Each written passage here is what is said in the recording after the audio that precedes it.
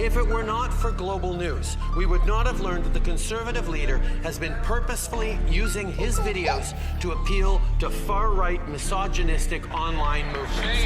These are anti-women movements, and they have had devastating real-life consequences. Mr. Speaker, I call on the Conservative leader to stand in this House, take responsibility, and apologize.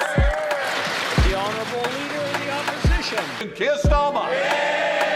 He's so weak, he's done a grubby deal, trading national security because he was scared to lose another leadership election. Well, Mr. Speaker, the Honourable Gentleman talked about party first and country second. Perhaps he could explain to us why it was a few years ago he was supporting the member for Islington North.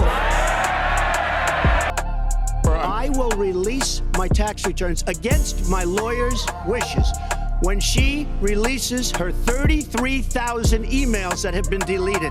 As soon as she releases them, I will release my tax returns, and that's against my lawyers. They say don't do it.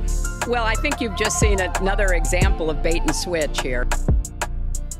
Those who have studied history should perhaps not find it surprising that the political outrage that is felt so keenly by people on all sides of the political spectrum should be controlled by spinning them off into partisan politics.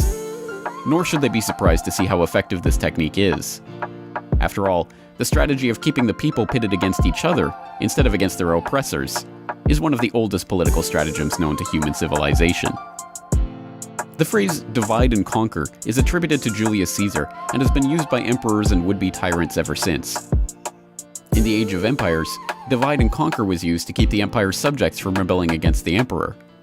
The Romans used it to keep their conquered neighbors competing with each other rather than their foreign occupiers. The British used it to keep their colonies squabbling along religious, ethnic, and sectarian grounds so that the Queen and the British East India Company could more effectively exploit them.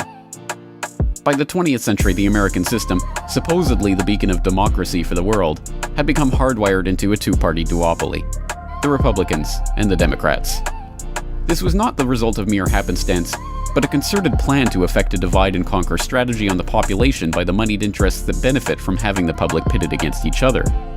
The thinking behind this two-party system that was engineered by the banking and financial interests was documented by famed Georgetown historian Carroll Quigley in his landmark work, Tragedy and Hope, published in 1966. The argument that the two parties should represent opposed ideals and policies, one perhaps of the right and the other of the left, is a foolish idea, acceptable only to the doctrinaire and academic thinkers. Instead, the two parties should be almost identical, so that the American people can throw the rascals out at any election without leading to any profound or extreme shifts in policy. And like Cincinnatus, I am returning to my plow.